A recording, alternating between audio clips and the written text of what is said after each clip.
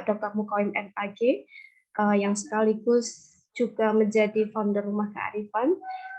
Yang saya hormati pula Mas Fikriansyah, MPD, calon branch director Rumah Kearifan House of Wisdom Cabang Lampung. Dan tak lupa juga kepada semua peserta webinar yang sangat saya sayangi. Walaupun belum pernah ketemu, akan tetapi ketika saya melihat beberapa wajah yang ada di layar ini, berarti kita dekat ya. Walaupun dari sisi jarak jauh, dari sisi fisik jauh, tapi sebenarnya kita dekat di hati karena kita punya visi dan tujuan yang sama pada webinar pada pagi hari ini. Baik, pada pagi hari ini, kalau tadi Mas Akmal menyampaikan, saya akan sambutan. Ya, akan tetapi ini apa ya, tidak hanya menggugurkan kemarin ketika di flyer, saya juga jadi pemateri. Tidak hanya untuk menggugurkan itu saja sih sebenarnya. Akan tetapi ini sambutan saya mix ya. Sambutan sekaligus ingin berbagi beberapa hal terkait dengan apa ya, pendidikan yang jelas. Berbicara tentang pendidikan, kebetulan saya fokus beberapa tahun terakhir ini fokus pada pendidikan hak asasi manusia, dan di beberapa terakhir tahun ini juga muncul kurikulum baru, yaitu kurikulum Merdeka, yang pada pagi hari ini akan kita jadikan pokok pembahasan yang cukup hangat ya, jelas ya. Nah, saya menyandingkan antara pendidikan hak asasi manusia dan kurikulum Merdeka itu sebenarnya di sisi apanya sih gitu. Nah, ada keterkaitan sangat erat sekali ya. Saya memberikan tema pada slide saya itu tentang pendidikan HAM sebagai dasar praktek kurikulum Merdeka ya. Nah, mengapa pendidikan HAM sebagai dasarnya? Karena di dalam pendidikan hak asasi manusia, standar UNESCO harus ada 3 hal yang harus dipenuhi oleh pendidik ya. Karena di sini yang hadir calon-calon pendidik, ada juga pendidik. Ketika kemarin saya melihat list peserta webinar pada pagi hari ini, jadi menurut saya sangat pas saja ya kalau pagi hari ini saya membahas tentang ini. Ya, jadi mengapa pendidikan hak asasi manusia itu sebagai dasar? Karena di dalam UNESCO itu harus ada 3 hal untuk mewujudkan, untuk memenuhi hak-hak pendidikan setiap anak. Ya, jadi 3 hal itu adalah respect, protect, dan fulfill. Respect menghargai, protect melindungi, dan fulfill itu memenuhi. Nah, respect menghargai apanya? Pertanyaannya, memenuhi apanya atau melindungi apanya sih kalau dalam konteks pendidikan? Kalau dalam konteks pendidikan, saya yakin Bapak Ibu semuanya bukan hal yang pertama ya ketika mendengarkan ruh pendidikan atau inti dari pendidikan adalah memanusiakan manusia. Nah, inilah salah satu caranya ya. Bagi para guru ataupun calon guru ketika belajar mengajar ya, itu mau pakai pendekatan apa atau bagaimana caranya ketika mengajar, 3 hal ini harus diberikan karena ini hak setiap peserta didik yang harus dipenuhi ya.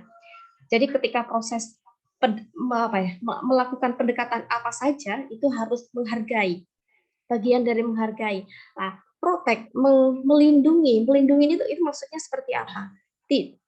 Dalam konteks melindungi ini tidak hanya melindungi dari sisi fisik saja, akan tetapi juga melindungi jiwanya ya. Jadi seperti contoh ketika ada anak mengerjakan tugas 10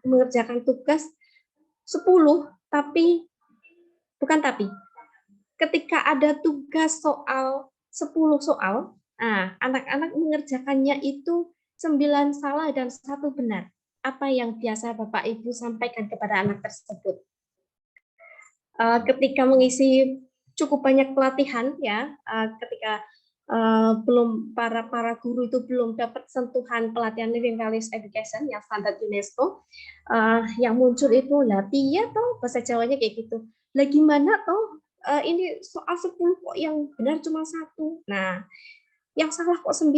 Nah, kebanyakan para guru itu melihatnya sisi negatifnya dulu. Nah, sisi negatifnya dulu. Ini yang salah kok 9 gitu. Kenapa tidak dianu? Oh, kamu pinter ya? Bukan pinter. Oh, alhamdulillah misalkan. Yang benar satu ini sangat berharga.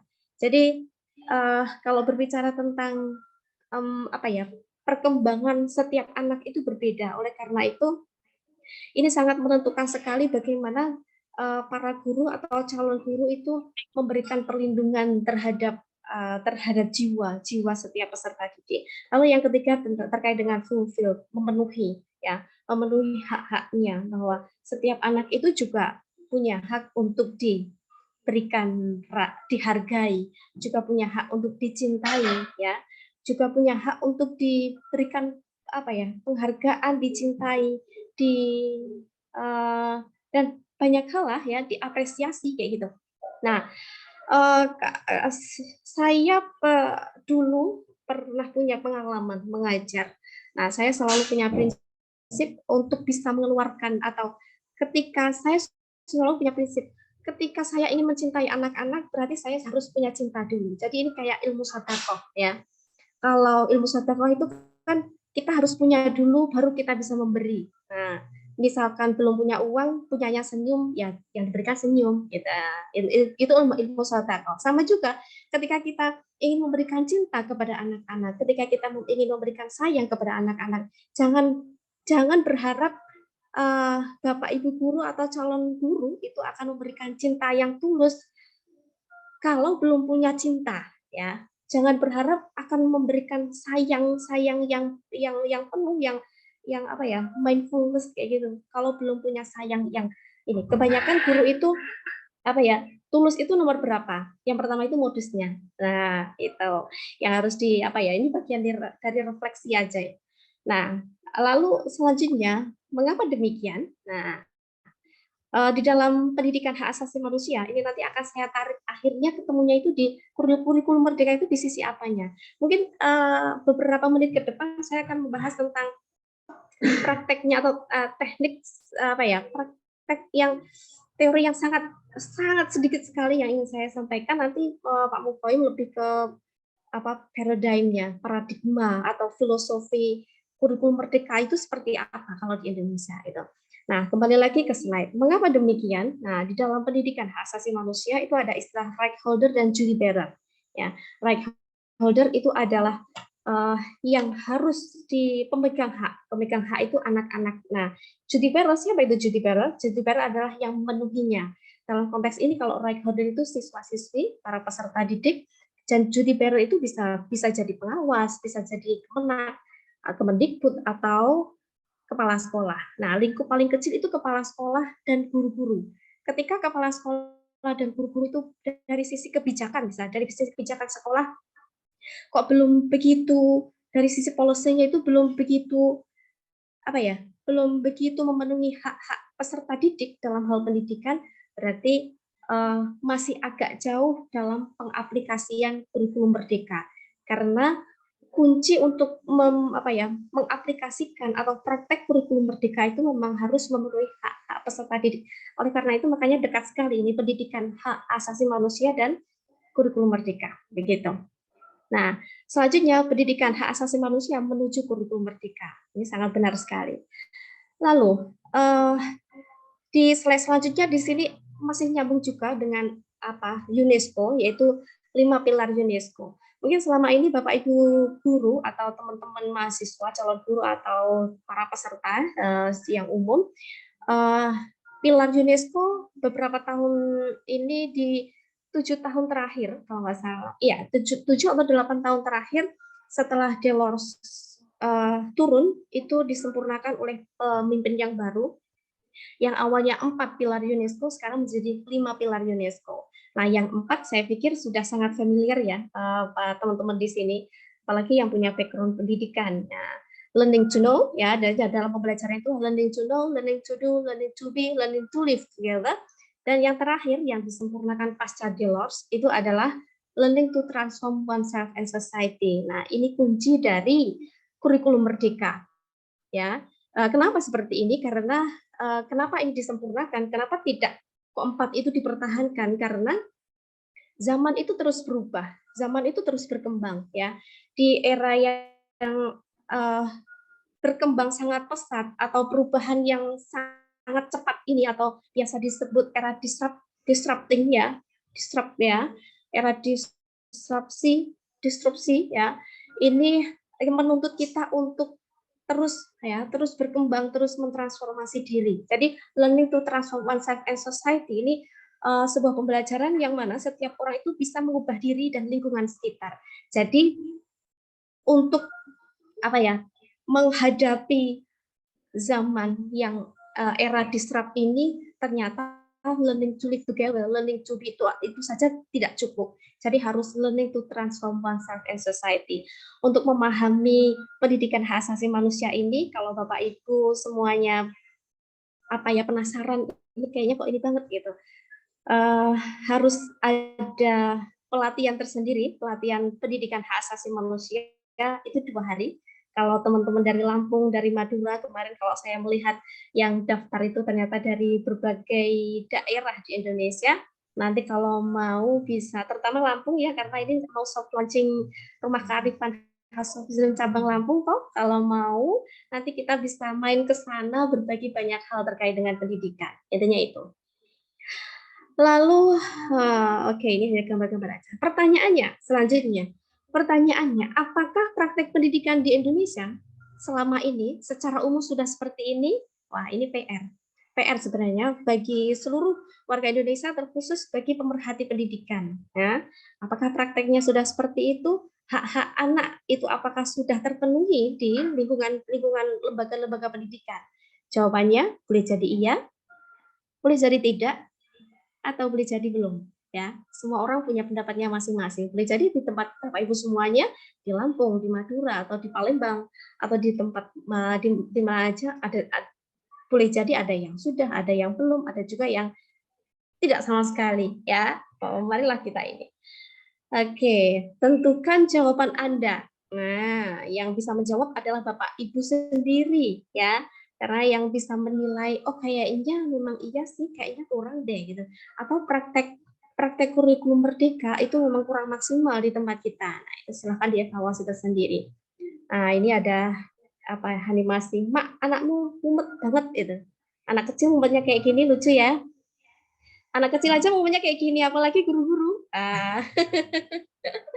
Guru-guru ketika bahasa Lampung tak paham dengan mumet nggak ya? Mumet itu pusing ya, pusing dengan kalau guru itu sudah menjadi wacana umum ya.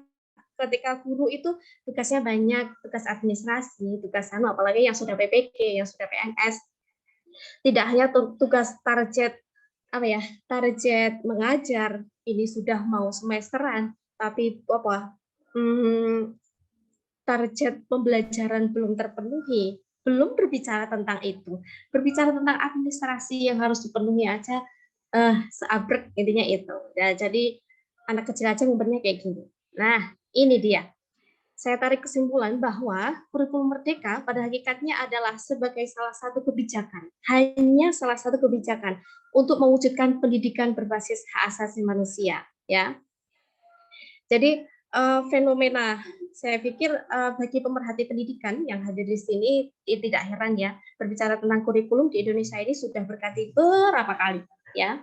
Berapa kali saja kurikulum. Jadi entah itu kurikulum K13, kurikulum merdeka, atau kurikulum apapun, itu sebenarnya hanya menjadi salah satu kebijakan untuk mewujudkan pendidikan berbasis hak asasi manusia. Semuanya itu dibuat untuk memenuhi hak pendidikan setiap peserta didik. Intinya itu.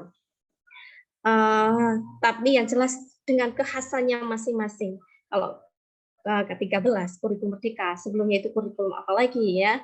Kurikulum apa itu sebelumnya? KTSP dan lain-lain itu punya kekhasan ya dalam rangka sebenarnya semuanya itu tidak ada yang buruk, hanya karena bahasanya selama ini kurikulum itu penyempurnaan kayak gitu. Berarti selama ini seiring waktu berjalannya waktu, berarti ketika ada istilah penyempurnaan berarti memang ada yang perlu disempurnakan biar lebih ala sekarang banget gitu lah, yang pas kurikulum saat ini seperti apa. Kayaknya maunya Mas Menteri kayak gitu. Nah, berbicara tentang kurikulum merdeka.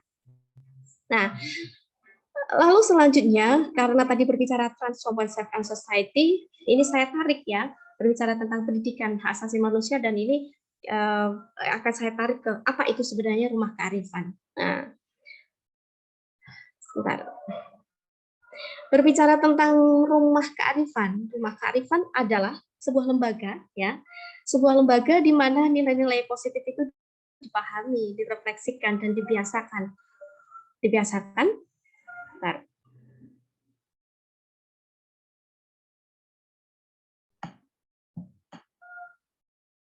Oke. Difahami, direfleksikan, dan dibiasakan untuk dihidupkan dalam kehidupan sehari-hari, baik secara personal maupun institusional, sesuai dengan peran dan kapasitas masing-masing. Jadi di dalam rumah kearifan, House of Wisdom ini adalah selalu, kalau bahasanya saya sama Pak Mufawim itu, belajar sepanjang hayat ya. Jadi belajar itu tidak stagnan, tidak berhenti di sini.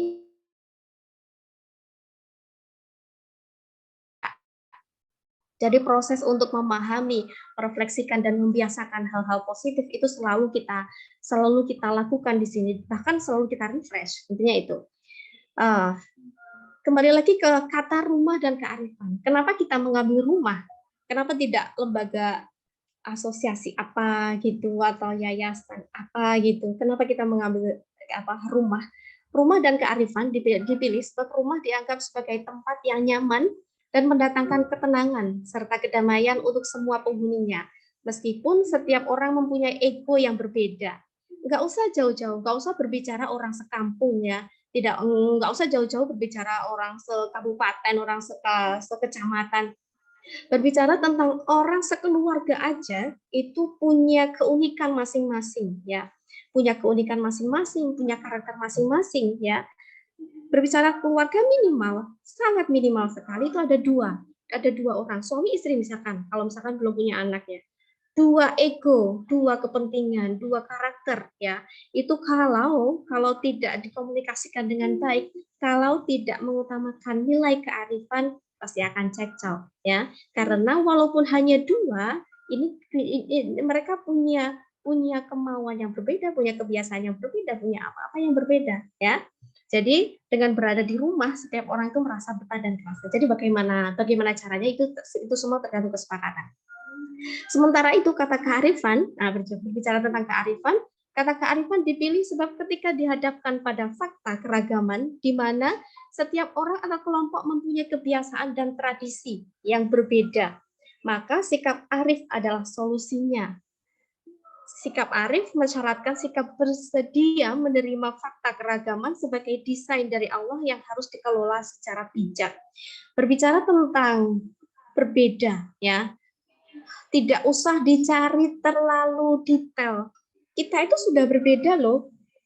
Minimal dari cara duduk, dari cara makan, dari cara kesukaan lo apa, ini sudah berbeda. Kenapa harus perbedaan itu harus dicari-cari ya? Sudah nyata, perbedaan itu hal yang sangat hal yang sangat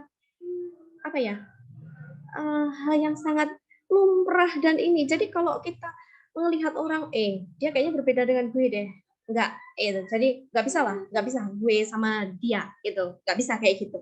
Jadi nggak usah dicari-cari perbedaannya, udah jelas kita itu berbeda. Jadi kenapa dicari perbedaannya kalau udah jelas-jelas berbeda? Mending kita cari persamaannya aja. Nah, persamaannya, karena dengan mencari persamaan untuk menjadi orang yang arif dan bijak itu memang harus punya pikiran atau punya harus bisa berpikir multi dan interdisipliner. Kalau hanya monodisipliner itu mentok, pasti akan mentok dan jatuhnya pasti akan konflik. Oke, lalu selanjutnya ada apa di dalam rumah kearifan? Nah, di dalam rumah kearifan ini hanya sekedar pengenalan aja. Kalau Bapak Ibu semuanya ingin tahu lebih lanjut apa sih rumah kearifan, silakan dikunjungi web kami, kalau webnya rumahkearifan.org, kalau Instagramnya juga rumah kearifan, .com, sorry, rumahkearifan.com ya. Instagram, Facebook, YouTube itu juga sama Rumah Kearifan channel kalau YouTube-nya. Jadi di dalam Rumah Kearifan itu ada training kita ada sekitar 20-an lebih training ya. Training ini standar internasional ada, yang pelatihan Living Values Education, yang produknya Rumah Kearifan sendiri juga ada. Ada juga publication, kita sudah mempublikasikan buku-buku. Yang terakhir itu buku Self Transforming karyanya Pak Dr. Mukawim juga ya. Buku yang menurut saya cukup keren karena apa? Buku ini menjadi inspirasi semua orang tanpa melihat latar belakangnya apa.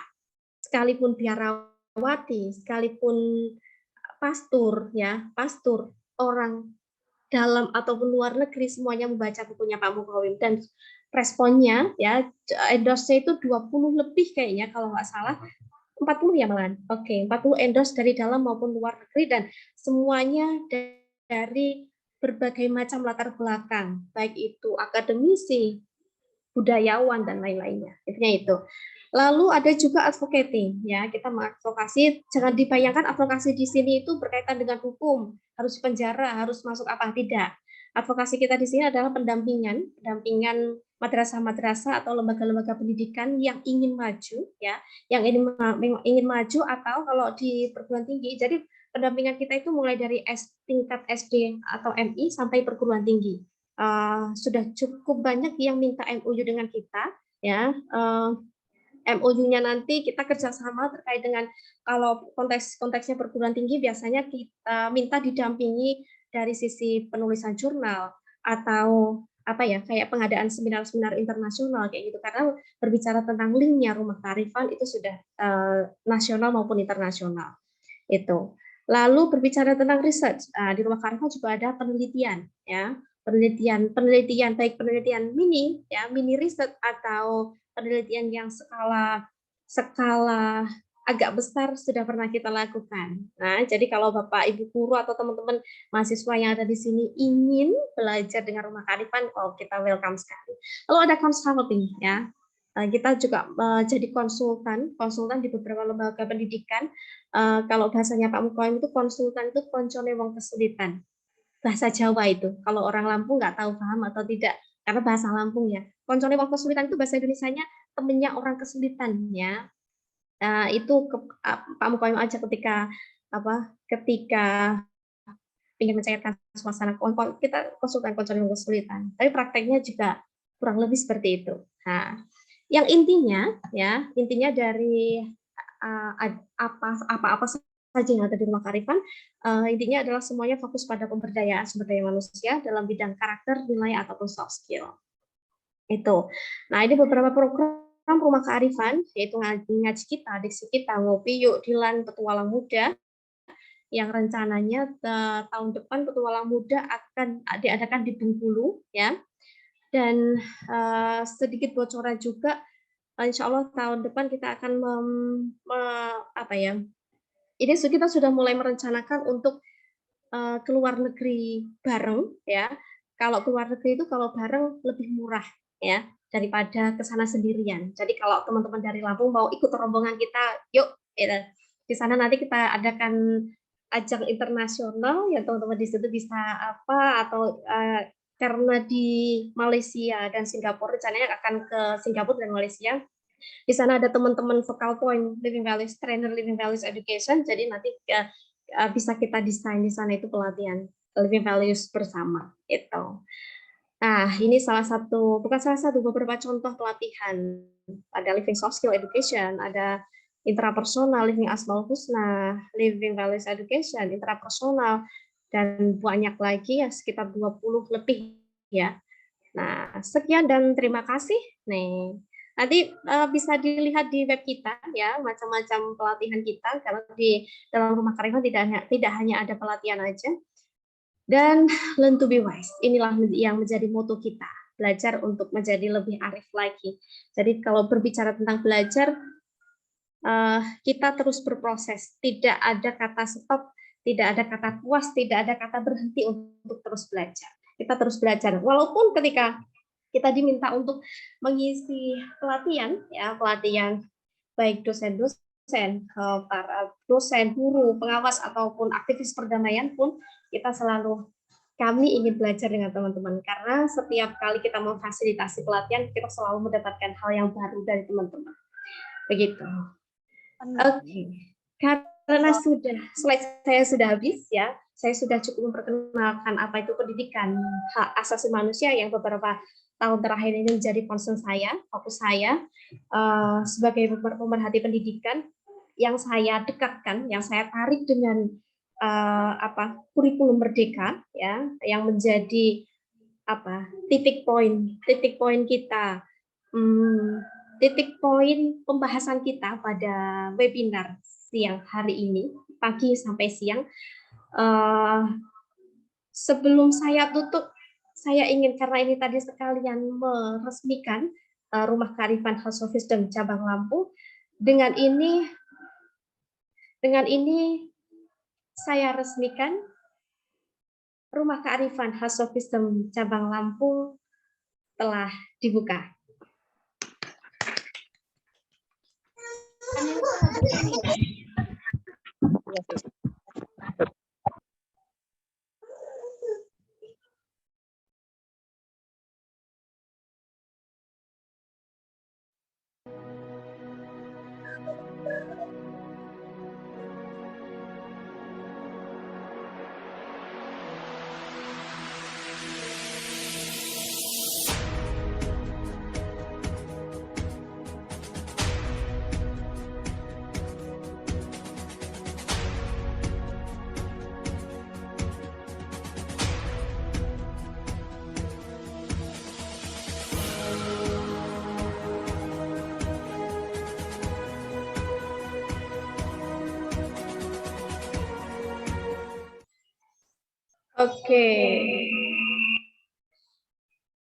Oke. Video sangat singkat sekali, tidak hanya singkat, tapi video sangat singkat sekali.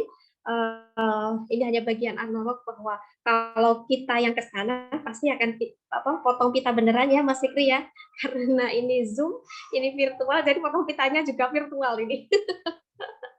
Oke, sekali lagi saya ucapkan selamat buat Mas Fikri, MB Fikriansyah, MBD yang sudah sah, kita sudah ijab kabul ya. Beberapa hari ke depan ijab kabulnya Mas Fikri sah atau enggak menjadi suami. Ya, kalau sekarang masih ijab kabul tapi beda ya, beda maksudnya calonnya beda itu maksudnya. Kalau sekarang ijab kabul menjadi branch director Rumah Kearifan House of Wisdom Cabang Lampung. Saya ucapkan selamat sekali lagi buat Mas Fikri. Baik, kayaknya sudah cukup lama saya berbicara. Sebelum saya tutup, saya ingin membaca pantun terlebih dahulu. Karena saya bukan ahli pembuat pantun ya. Jadi ketika mengucapkan pantun saya akan membaca. Saya sudah sholat hajat dulu ya. Sholat hajat dulu tadi malam sebelum membuat pantun. Mudah-mudahan benar saya bacanya. Karena saya kurang paham dengan beberapa istilah Lampung. Ada dua pantun. Yang pertama, naik motor buntut bersama bapak dan adik, berkeliling melewati sungai pasar di kampung. Saya ucapkan selamat kepada Saudara Fikriansyah, MPD, sebagai Branch Director Rumah Kearifan House of Wisdom Cabang Lampung. Oke. Pantun kedua. Kata orang, moto Provinsi Lampung adalah Sang Bumi Kua Juhe. Nggak tahu ini salah atau benar bacanya. Kata orang pula, salah satu makanan khas Lampung adalah gabing. Nah, sungguh keren para peserta webinar pada hari ini karena mempunyai transformatif paradigm untuk pendidikan Indonesia lebih baik lagi. Sekian dari saya.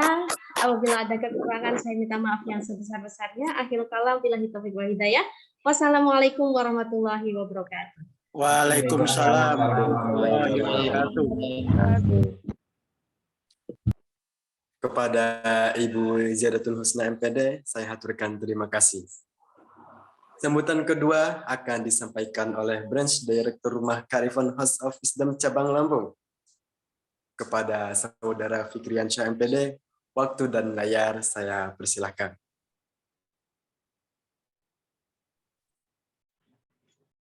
Baiklah, bismillahirrahmanirrahim. Assalamualaikum warahmatullahi wabarakatuh. Waalaikumsalam warahmatullahi wabarakatuh. Saya Mas ucapkan Fikri, terima suaranya kasih. agak dikencengin sekalian, Mas. Oke, saya ucapkan terima kasih kepada Mas Akmal, kemudian tim Rumah Kearifan, House of Wisdom Yogyakarta, karena telah memberikan waktunya. Alhamdulillah, salatu wassalamu ala rasulillah wa ala alihi wa sahbihi wa wala. Puji syukur kepada Allah yang selalu memberikan kita kenikmatan. Salah satunya adalah nikmat kesempatan, sehingga kita pada pagi hari ini bisa bertemu melalui virtual Zoom dalam agenda ini soft launching Rumah Kearifan House of Wisdom Cabang Lampung. Juga kita barengi dengan kegiatan webinar transformasi paradigma pendidikan di Indonesia yang tertuang dalam kurikulum Merdeka yang kabarnya itu di tahun 2024 setiap sekolah itu diwajibkan untuk menerapkan kurikulum Merdeka. Kemudian salawat dan salam selalu kita aturkan kepada Nabi Muhammad SAW yang kita harapkan syafaatnya kelak di yaumil akhir. Pak Mukawim, kemudian Bu Zia, kalau di Lampung itu ada salam khas. Nah, jadi kalau disapa Tabi pun nanti jawabnya ya pun gitu. Nah, Tabi pun, ya pun. Ya pun. Oke. Baiklah, yang pertama saya ingin mengucapkan terima kasih banyak kepada founder dari Rumah Kearifan, Bapak Mukawim, Dr. Mukawim MAG, kemudian juga spesial kepada Direktur Rumah Kearifan, Ibu Ziadatul Husna, juga kepada tim yang ada di Yogyakarta yang sudah memberikan kepercayaan dan amanah kepada saya untuk bisa menjadi branch director dari Rumah Kearifan itu sendiri. Nah, ini saya rasa merupakan suatu anugerah dari Tuhan Yang Maha Kuasa juga, karena diberikan amanah ini yang mungkin saya yang belum jadi apa-apa ini, yang bukan apa-apa ini, belum punya pengalaman dan pengetahuan yang banyak untuk bisa mengembangkan Rumah Kearifan di Lampung. Nah, karena itu saya secara pribadi dengan dasar selalu ingin belajar, selalu ingin menambah ilmu pengetahuan. Saya mohon selalu dibimbing dan diarahkan oleh Pak Mukawim dan Bu Zia selaku founder dan direktur dari Rumah Kearifan itu sendiri.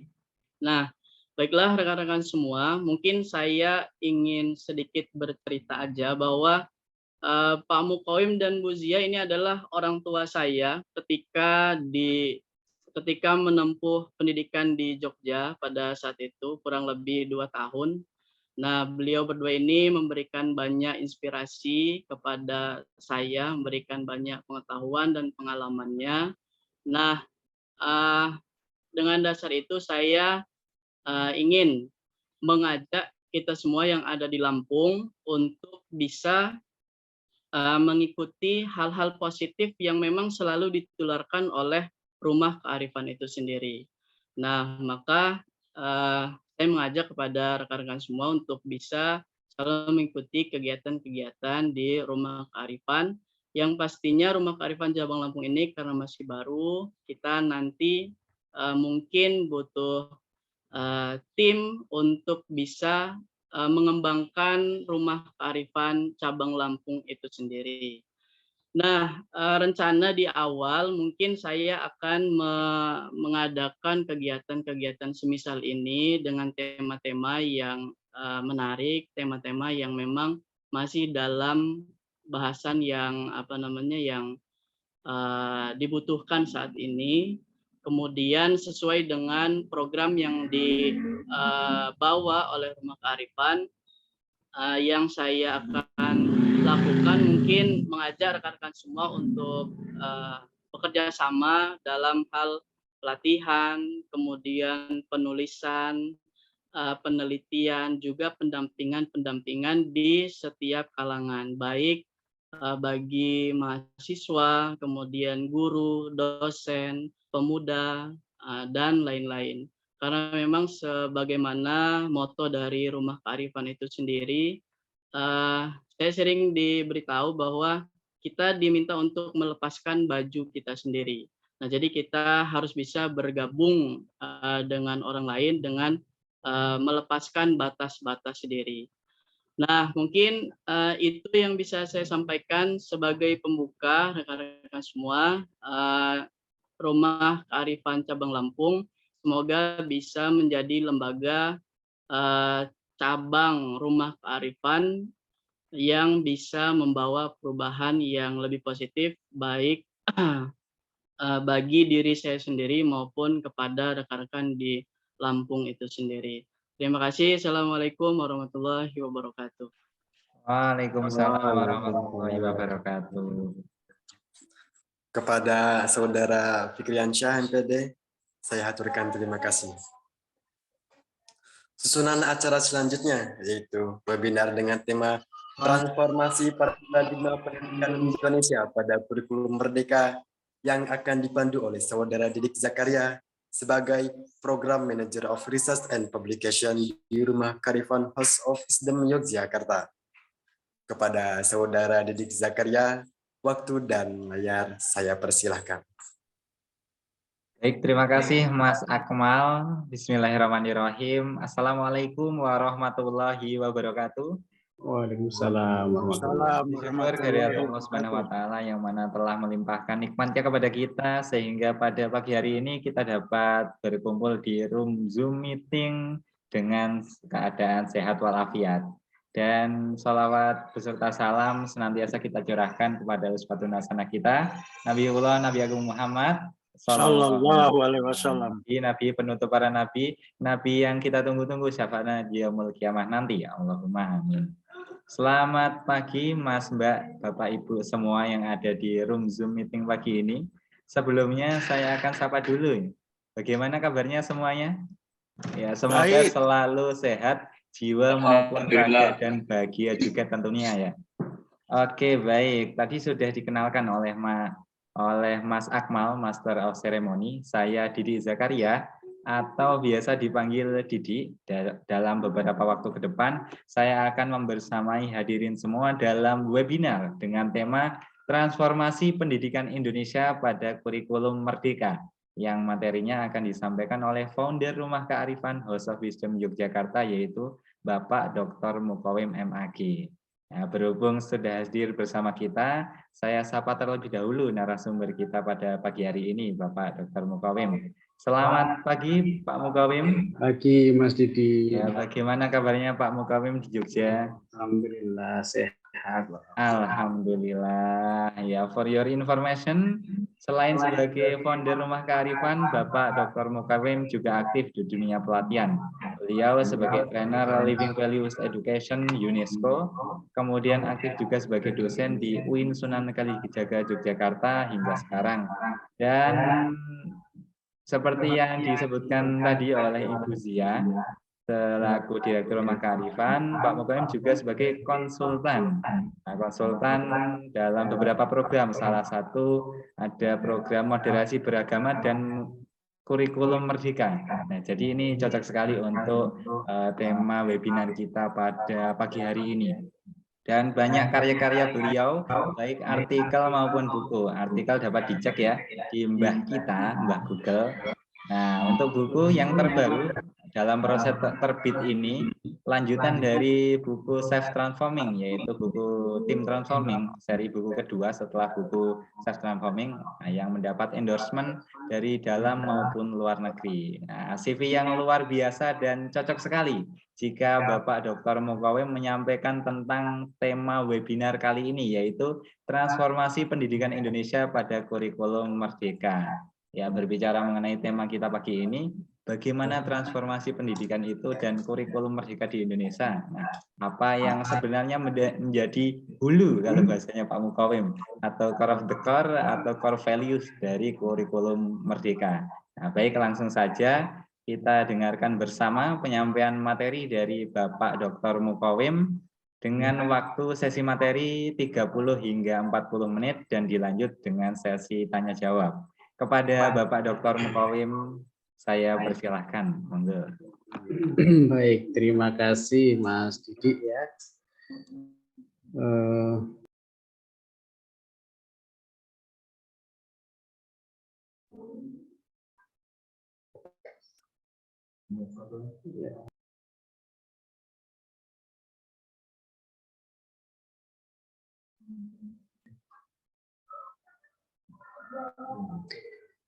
Assalamualaikum warahmatullahi wabarakatuh. Waalaikumsalam warahmatullahi wabarakatuh. Untuk kita semuanya, alhamdulillah bersyukur pada Allah pada kesempatan pagi hari ini kita bisa bersilaturahim, bisa belajar bersama dengan Bapak Ibu semuanya yang semoga selalu sehat walafiat, dimudahkan dan diberkahi dalam setiap urusan. Semoga kita semua bahagia dan menebarkan kebahagiaan dimanapun berada. Yang kedua, salawat dan salam kita sanjungkan kepada Nabi Muhammad SAW sebagai suri tauladan untuk kita dalam konteks li'utam lima makarimal akhlak, untuk menyempurnakan akhlak. Karena sebaik-baik orang adalah yang paling baik akhlaknya. Yang saya hormati Direktur Rumah Kearifan Ziadatul Husna dan tim di Jogja, ada Mas Didi, Mas Fajar, Mas Akmal, Mbak Asna, Mbak Vina, ya. Kemudian ini ada Brand Direktur Lampung ini, Mas Fikri, ya. Semoga sehat Mas Fikri ya, dan tim. Kemudian Bapak Ibu sekalian peserta webinar untuk acara sekaligus conferencing dari RK Lampung ini. Tadi sudah disampaikan oleh Bu Zia tentang beberapa poin yang sebenarnya berkaitan dengan apa yang kita bicarakan. Saya bisa share screen ya Mas Didi ya? Bisa Pak. Oke. Bisa.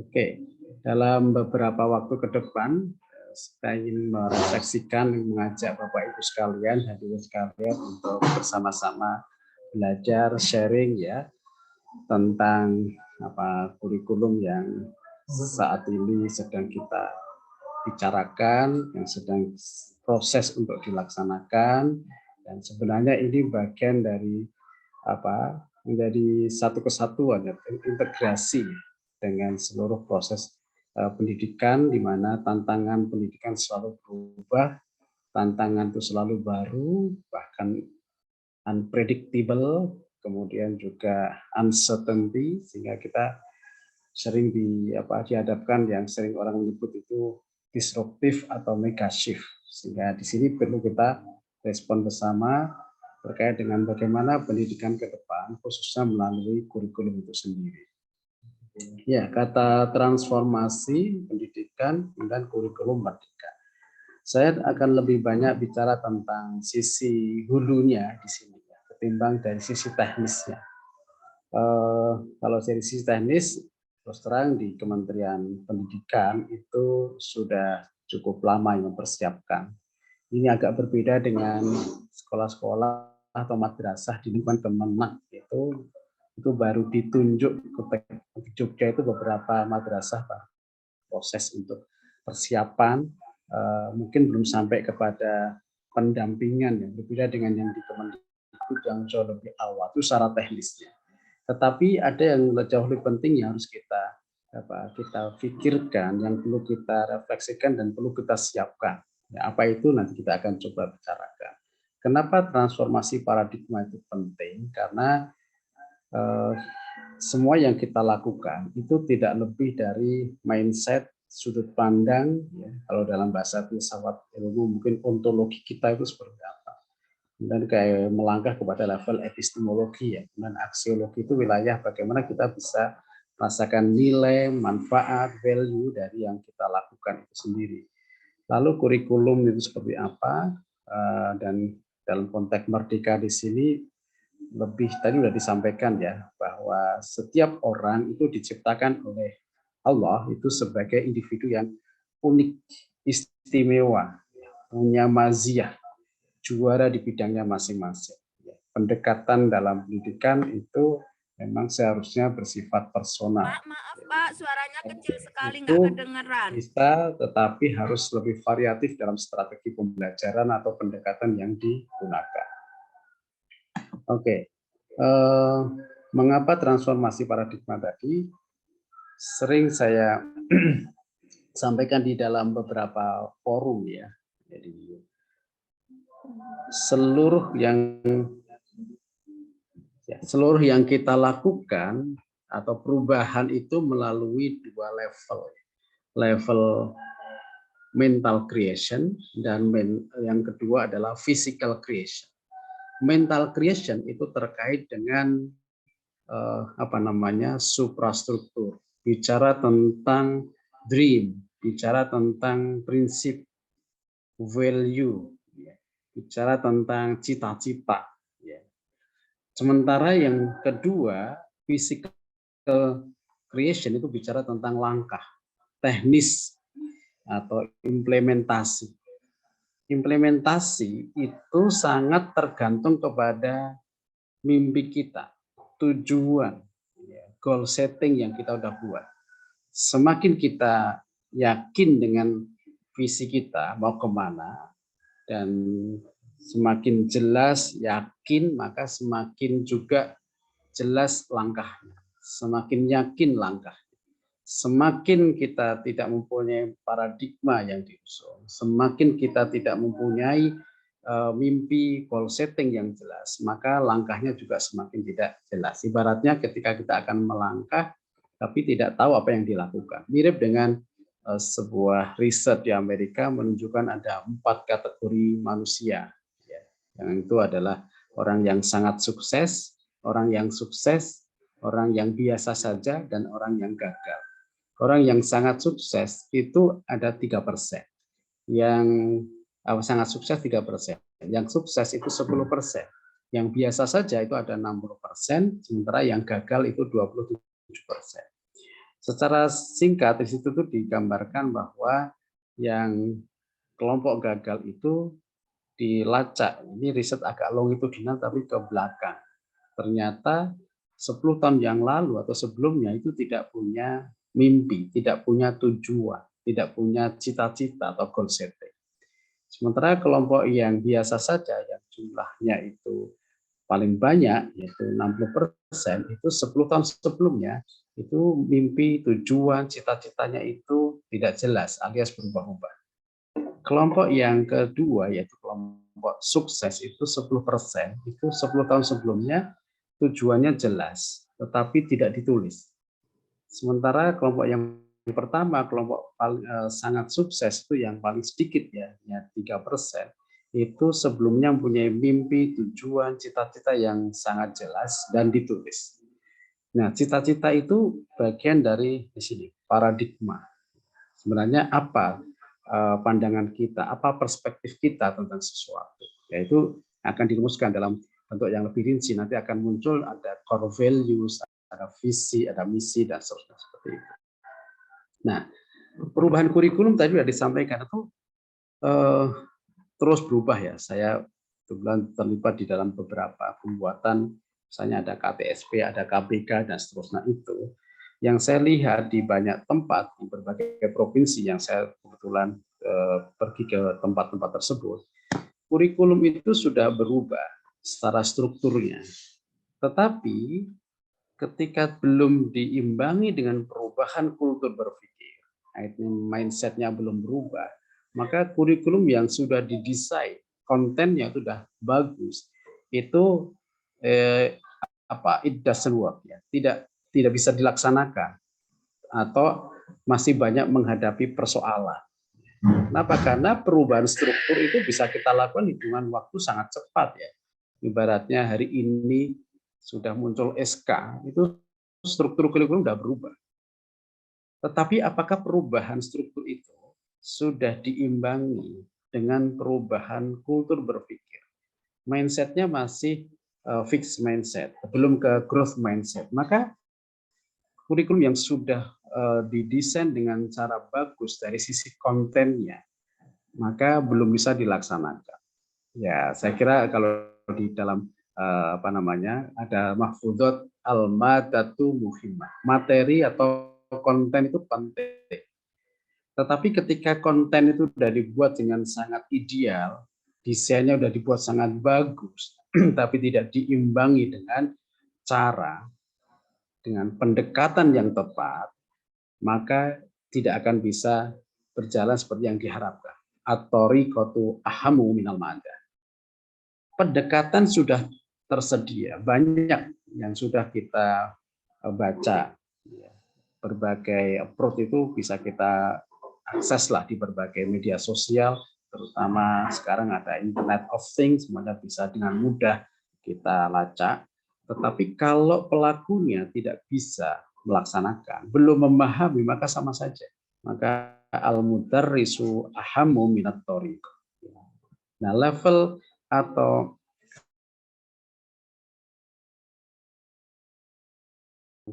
dalam bahasanya Renal Kasselit yang tipe inspiratif dan ada tipe kurikulum. Tipe inspiratif itu enggak lebih dari 1%, kata dia dalam bukunya Let's Change. Sementara yang tipe kurikulum itu mayoritas. Apa bedanya? Tipe inspiratif itu lebih menjadi organic teacher. Sementara yang tipe kurikulum itu adalah mechanic teacher. Dan ini tentu menjadi renungan kita bersama. Semoga kita selalu bisa berubah menjadi organic teacher. Jadi ketika perubahan itu memang didasari karena perubahan sudut pandang. Mindset-nya itu berubah. Jadi willingness to learn, ada willingness to grow, ada willingness to change.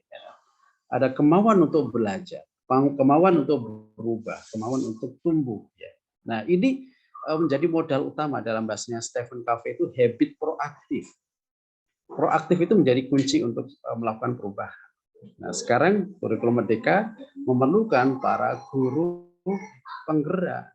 Guru penggerak itu tidak akan bisa terjadi kalau digerakkan dari luar, hasilnya kurang maksimal. Ya, kalau dalam bahasanya Mas Arfan Radiansyah itu ada 3 tipe orang dalam melakukan aktivitas. Ada tipe job, ada tipe karir, dan ada tipe calling. Orang yang melakukan perubahan karena disuruh dari luar dirinya, maka tidak akan banyak perubahan. Kenapa? Karena lebih banyak terpaksa. Ini karena sudah ditunjuk, maka harus dilakukan misalnya. Ini karena menjadi kewajiban, maka harus dilakukan. Ini karena sudah ada SK-nya, maka mau nggak mau dilakukan. Jadi perubahan itu karena dari luar. Berbeda dengan tipe karir. Perubahan itu sudah mulai dari dalam bahwa saya ingin berubah. Saya ingin mempunyai sesuatu. Sekolah ini harus berubah. Kurikulum itu harus berubah. Bukan karena disuruh, tapi karena kurikulum itu memang harus berubah terus. Maka dia sudah mempunyai passion dari dalam, meskipun targetnya lebih target yang bersifat material, struktural. Hasilnya ya sukses juga, tapi belum tentu membahagiakan. Yang membahagiakan itu adalah tipe calling. Seorang pendidik atau guru yang memang dari dalam, karena panggilan dari dalam, ingin memberikan sesuatu. Apa yang bisa saya berikan? Apa yang bisa kita ubah bersama? Nah, ini bagian dari kultur berpikir. Kita tipe seperti apa? Tentu refleksi kita masing-masing. Diri kita yang bisa menjawab. Tapi yang jelas, perubahan struktur apapun termasuk kurikulum, ketika tidak segera diikuti, bahkan kalau yang paling bagus adalah perubahan kultur berpikir akan mengubah struktur. Seharusnya begitu ya. Jadi suprastruktur akan mempengaruhi infrastruktur, seharusnya seperti itu. Nah, tetapi oke lah, sekarang sudah berubah strukturnya. Tapi kalau tidak segera diimbangi dengan perubahan kultur berpikir, maka perubahan tidak akan bisa lebih maksimal, termasuk dalam konteks pendidikan atau kurikulum itu sendiri. Jadi di sini sebenarnya ya saya masuk ke berikutnya. Ada yang lebih penting yang perlu dipikirkan dalam konteks pendidikan, karena pendidikan sebagai sebuah sistem itu kan menyangkut banyak komponen, menyangkut banyak anasir. Jadi ada kurikulum, ada pendekatan, ada konten, ada tujuan, ada misalnya sumber belajar, ada guru, teknik, manajemen, budget, dan sebagainya. Itu banyak sekali di situ. Tapi ada yang jauh lebih penting sebenarnya. Sebelum kurikulum dibuat, ada yang harus kita renungkan, refleksikan. Apa itu profil manusia? Itu lebih penting. Sebenarnya kita mengandaikan profil manusia dalam konteks sekolah, ya peserta didik maksudnya. Ini yang ideal, imagine human being, manusia yang diimajinasikan. Itu yang seperti apa sih? Profil orang Indonesia yang ideal itu seperti apa sih? Kenapa? Karena profil ini akan sangat menentukan treatment berikutnya, akan mempengaruhi komponen pendidikan yang lain termasuk kurikulum. Ya, saya kadang memberikan salah satu ilustrasi profil peserta didik yang ideal itu kalau di Sparta Yunani itu adalah yang fisiknya kuat. Kalau yang ideal adalah fisiknya kuat, ya otomatis kurikulumnya hanya yang berkaitan dengan fisik. Gurunya yang bisa membuat fisik kuat. Infrastrukturnya yang terkait dengan fisik penggemblengkan itu. Bagaimana dianggap berhasil evaluasinya? Ya cek aja fisik udah kuat atau belum. Kalau profilnya diubah, tambah misalnya fisik dan sosial, kurikulumnya pasti berubah. Gurunya, kompetensinya, kualifikasinya pasti juga berubah. Kemudian juga pendekatannya juga pasti berubah dan seterusnya. Intinya adalah ini bicara tentang the nature of human being. Ini bicara tentang hakikat manusia. Jadi kalau kita di Indonesia dari waktu ke waktu, tantangan yang dihadapi manusia Indonesia itu berubah, berbeda, dan seterusnya. Maka ya dengan sendirinya kurikulum itu harus berubah. Jadi sebenarnya tidak perlu harus nunggu pergantian menteri. Dalam bahasa filsafat, Muhammad Iqbal menegaskan bahwa ya kalau tiap hari peserta didiknya berubah, ya kurikulum itu harus berubah. Itu idealnya begitu. Di Jogja ada sekolah tumbuh. Jadi yang melihat ini perkembangan anak tiap hari seperti apa, maka diamati. Ketika ini kok punya potensi kecenderungan beda, maka harus segera diberikan treatment berikutnya. Ini mirip dengan mungkin Montessori ya, ketika Maria Montessori ketika memberikan treatment di sekolahnya di Italia sana, itu tugas seorang pendidik itu adalah menjadi partisipan observer, menjadi pengamat terlibat, melihat seluruh keunikan, dimensi dari peserta didik itu satu persatu. Setiap ada perubahan itu dilihat, kemudian diberikan treatment berikutnya. Nah itu sebenarnya kurikulum itu kan begitu. Kenapa? Ini nanti kita lihat kurikulum itu dalam wilayah hilir, hulu seperti apa. Jadi profil manusia yang diidealkan itu akan sangat mempengaruhi komponen pendidikan yang lain, termasuk kurikulum, guru, infrastruktur, dan seterusnya. Oke, Mas Didi, waktu saya sampai jam berapa? 10 menit lagi, Pak. Waduh, 10 menit lagi. Oke, agak cepat ya. Oke, semua komponen pendidikan didesain untuk mewujudkan profil ideal peserta didik, termasuk kurikulum. Ya, oke. Nah, clue dalam kurikulum Merdeka kita lihat ya. Nanti berapa kita lihat contohnya secara hulunya seperti apa. Jadi kita sering mendengar ada memanusiakan setiap peserta didik, penguatan pendidikan karakter atau karakter, soft skill, karakter, nilai, akhlak itu sebenarnya sama, ya nggak? Cuman karakter, akhlak itu bisa positif, bisa negatif. Jadi kalau kita bahasanya Al-Ghazali, akhlak adalah tindakan atau perilaku yang dilakukan secara spontan tanpa pikir panjang sudah menjadi alam bawah sadar. Ketika ketemu orang dengan menyapa, oh itu spontanitas yang baik, maka akhlakul karimah. Ketika kita lihat orang langsung nyinyir, memalingkan diri, itu spontanitas kita, maka disebut akhlak mazmumah, akhlak yang tercela. Karakter juga begitu, ada karakter terpuji, ada karakter tercela dan seterusnya. Jadi ini nanti kalau bicara tentang karakter atau akhlak nanti di lain kesempatan. Nah, profil belajar Pancasila. Gitu.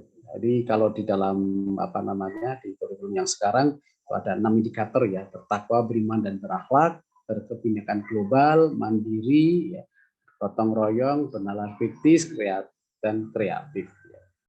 Lalu ada PBL, Project Based Learning, ada istilah guru penggerak, sekolah penggerak, dan seterusnya. Jadi mungkin kita sudah familiar dengan ini, meskipun masih proses ya, masih proses. Kami juga sedang mendampingi beberapa sekolah atau madrasah yang memang menuju ke sana, tetapi yang perlu kita ingatkan adalah ruhnya atau spirit perubahan itu sendiri. Nah, kita coba melihat ya, kurikulum Merdeka itu sebenarnya kalau kita lihat, ini kita renungkan ya, ini nanti bicaranya adalah di paradigma antara dimensi hulu dan dimensi hilir. Hulu itu apa? Hulu itu kan pusat. Kalau dalam konteks sekarang itu filosofinya apa? Esensinya apa? Paradigmanya apa? Hakikatnya apa? Value apa? Ya, suprastrukturnya apa? Nah, sebenarnya dimensi hilir itu teknis, aplikasi, formal, administrasi, praktis, infrastruktur. Nah, seringkali kita muncul ya komentar-komentar yang sebenarnya itu lebih kepada wilayah hilir daripada hulu, seperti ganti kurikulum itu sebenarnya komentar secara hilir. Karena kalau dari si hulu tadi sudah saya sampaikan, ketika kita menghadapi peserta didik yang berbeda, maka kita harus memberikan treatment yang berbeda. Ketika ada 10 peserta didik, idealnya kita harus memberikan 10 model perlakuan. Itu ada dalam satu waktu yang kita, apalagi beda waktu, apalagi beda tempat. Ini adalah sisi filosofinya begitu. Dalam bahasa Rasulullah apa? Khatibun nasa biqadri uqulihim. Bicaralah kamu sekalian dengan aduan sesuai dengan kadar akalnya. Kalau dalam satu waktu beda kelas, kadar intelektualnya berbeda, maka pendekatan yang digunakan juga pasti berbeda. Nah, di sinilah pendekatannya lebih ke individual difference. Nah, ini kalau kita lihat dapat dimensi hulu kurikulum itu sebenarnya secara garis besar seluruh pengalaman dan pengetahuan yang kita buat, yang diberikan kepada setiap orang, individu atau peserta didik, untuk mencapai profil ideal yang diharapkan. Nah, profil ideal tiap orang itu masalahnya adalah beda-beda. Ya, setiap orang itu tadi sudah disampaikan di awal itu unik, hebat, istimewa, juara di bidangnya masing-masing. Jadi profil ideal tiap orang berarti beda-beda. Kenapa? Karena setiap orang punya jenis kecerdasan berbeda, mempunyai gaya belajar yang juga berbeda. Jadi kalau kita bawa kepada multiple intelligence. Nah, tentu ini bicara idealnya, ini bicara dari sisi substansinya, dari sisi filosofinya. Sehingga otomatis pendidikan itu kalau memahami ini otomatis sudah inklusif. Ya. Jadi tidak perlu lagi ada belakangan itu ada sekolah inklusif itu kalau mengembalikan pada ruh atau spirit dari kurikulum itu sendiri. Seharusnya begitu.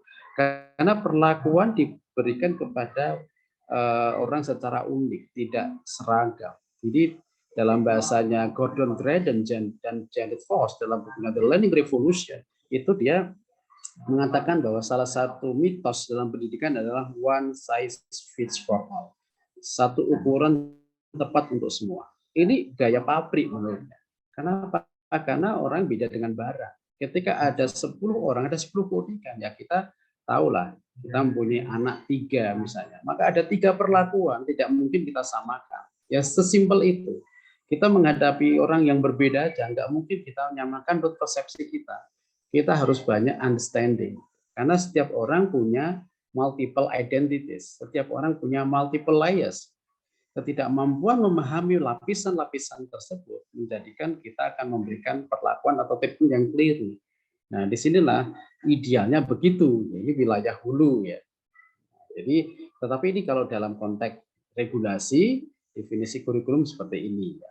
Perangkat rencana dan pengaturan mengenai tujuan, isi, dan bahan pelajaran serta cara yang digunakan sebagai pedoman penyelenggaraan kegiatan pembelajaran untuk mencapai tujuan pendidikan tertentu. Nah, ini seringkali lebih dipahami dari sisi schoolingnya, dari sisi yang formal atau yang berbentuk dokumen. Pada sisi filosofi sebenarnya seluruh yang didesain baik di dalam ataupun luar sekolah, luar kelas itu selama untuk menjadikan setiap orang itu hebat di bidangnya masing-masing, maka itu bagian dari kurikulum itu sendiri. Karena pengalaman dan pengetahuan yang diberikan itu. Orang yang ingin menguasai misalnya bercocok tanam, ya dia harus punya pengalaman bercocok tanam. Nggak mungkin teori bercocok tanam. Ya. Ketika orang targetnya adalah ingin menjadi orang yang bisa memasak, ya harus praktek memasak. Nggak mungkin hanya diberikan teori memasak. Ya, jadi profilnya apa itu sangat menentukan langkah berikutnya. Jadi dimensi hilir lebih berangkat pada seperangkat dokumen yang berisi muatan materi, pendekatan, dan kemudian pada jenjang pendidikan tertentu. Ini yang seringkali lebih dipahami. Oke, nah prinsip kurikulum diantaranya kalau yang sekarang sudah dikembangkan yaitu ada student based, kontekstual, esensial, akuntabel, stakeholder engagement. Nah, itu udah bagus. Ini bagaimana kita bisa mengembalikan seperti ini. Nah, ini dari dulu juga seperti ini sebenarnya. Bicara tentang KTSP juga begitu. Tingkat satuan pendidikan itu artinya apa? Setiap satuan pendidikan itu yang paling tahu peserta didik yang dihadapi. Ya, setiap orang itu sudah bisa dipetakan sesuai dengan kebutuhannya masing-masing, tawarnya pasti beda. Itu sebenarnya sudah ada dari dulu ya. Jadi ini bukan student base, itu bukan konsep atau barang yang baru juga enggak ya. Tapi mungkin lebih implementasinya bisa berbeda. Tapi ini spiritnya harus dipegang student base. Kontekstual. Jadi kita memberikan pembiasaan kepada peserta didik. Pendidikan itu tujuannya apa toh? Agar training diberikan agar anak itu terbiasa menghadapi situasi nyata yang memang multidisipliner. Tidak hanya melihat dari satu sudut pandang saja. Semakin banyak mengalami hal yang nyata, maka semakin dia akan nanti keluar hidup dalam realitas itu juga akan tidak berada di menara gading, tapi dia real bisa mengatasi juga. Esensial yang sifatnya sangat, bukan yang sifatnya tidak diperlukan. Akuntabel itu bisa dipertanggungjawabkan. Stakeholder engagement, pentingnya pelibatan semua pihak, bahwa ini memang menjadi kebutuhan bersama, tidak hanya diserahkan pada satu dua komponen stakeholder saja. Nah, kita diingatkan oleh Ki Hajar Dewantara bahwa pendidikan nasional perlulah anak-anak, waktu itu adalah taman siswa ya, kita dekatkan hidupnya kepada kehidupan rakyat, agar supaya mereka tidak hanya memiliki pengetahuan saja tentang hidup rakyat, akan tetapi juga dapat mengalaminya sendiri dan kemudian tidak hidup berpisahan dengan rakyatnya. Ini artinya apa? Engagement itu penting. Jadi proyek itu sebenarnya membiasakan setiap orang agar lebih banyak habituasinya itu secara langsung. Dalam bahasanya Renal Kasali punya kamera branding, itu ada kamera genik versus aura genik. Jadi diharapkan menjadi aura genik, bukan kamera genik. Jadi karakter itu menjadi sebuah habit biasa. Oke, kemudian pelajar Pancasila yang di ini ya, sebentar lagi ya Mas Didi ya. Pelajar sepanjang hayat yang memiliki kompetensi global dan berperilaku sesuai dengan nilai Pancasila. Nah, ini tadi sudah saya sampaikan, prinsip project itu holistik, kontekstual, student based, eksploratif, dan masih bisa dikembangkan lagi di masa ini ya. Jadi Pancasila itu memang bukan untuk dibicarakan nilainya, tapi dihidupkan. Sehingga pentingnya values based Pancasila, values based atmosphere, suasana berbasis nilai Pancasila. Suasana dikondisikan.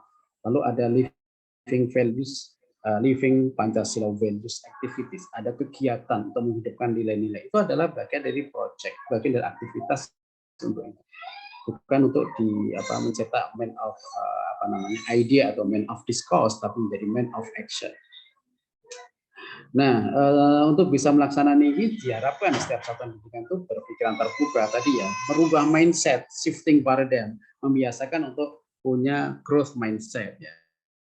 Dan learning how to learn, ya. Senang untuk belajar hal-hal yang baru, ya. Proaktif, dan kita nggak bisa menyelesaikan sendiri, harus kolaboratif. Ya. Karena apa? Karena kita nggak bisa secara sendirian mengatasi setiap tantangan, tapi kita pasti membutuhkan orang lain, pihak lain. Ini yang tadi sudah saya sampaikan ya. At-thariqatu ahammu minal madah.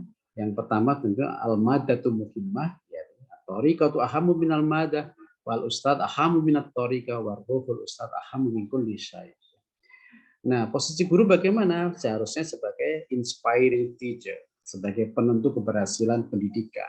Ya, karena bagaimanapun ini kalau guru itu sudah mempunyai mindset berubah, maka dia tidak ada perubahan dari struktur pun dia akan membuat perubahan. Saya lihat di banyak sekolah alternatif itu kuncinya adalah di pendidiknya. Dia yang akan menentukan apa yang akan ditawarkan. Fasilitas tidak mempengaruhi. Karena apa? Karena dia bisa menciptakan. Fasilitas itu sangat relatif tergantung pada bagaimana mendesain itu. Guru sebagai living positive model dalam konteks Pancasila kan begitu ya dalam Merdeka Belajar ini. Nah, langkah perubahan perlu dilakukan kalau ingin diterapkan ya dimulai dari paradigm dulu. Ya, mengubah paradigma itu kuncinya tentang hakikat pendidikan, hakikat manusia, hakikat kurikulum itu menjadi kuncinya. Kalau itu sudah difahami, maka turun menjadi policy. Tadi sudah disampaikan ya, kebijakannya itu harus berubah, tapi kebijakan itu mengacu pada paradigmanya.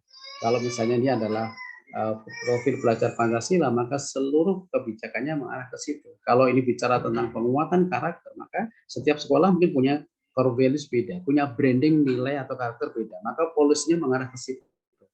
Oleh siapa ini? Ya kepala sekolah, yayasan, dan mungkin dari atasnya lagi dinas ya, Kemenak ya. Diturunkan lagi menjadi program. Program itu harus berbasis core values, berbasis nilai. Ya. Itu menurunkan policy dan tidak lepas dari paradigm. Nah, ada yang lebih penting disiapkan personilnya. Orang-orangnya disiapkan. Programnya udah berubah, strukturnya udah berubah, tapi orangnya sama saja nggak memahami. Ya nggak akan jalan. Ya. Personilnya itu harus diinduksi, harus dilatih, dibiasakan, di shifting paradigm tadi. Ya. Baru prakteknya. Nah, praktek itu jangan disamakan satu dengan yang lain itu sama. Kenapa? Praktek itu tergantung pada konteksnya di mana. Nilainya sama, tapi implementasi bisa berbeda. Dan inilah sebenarnya Merdeka Belajar spiritnya seperti itu. Setiap orang mempunyai keunikan karena tantangan setting sosial budaya berbeda, maka prakteknya bisa berbeda dan itu nggak ada masalah. Nah, terakhir adalah pentingnya kita untuk mendesain school of the future. Ya, ini kurang C ya. School of the future itu adalah sekolah masa depan. Cirinya apa?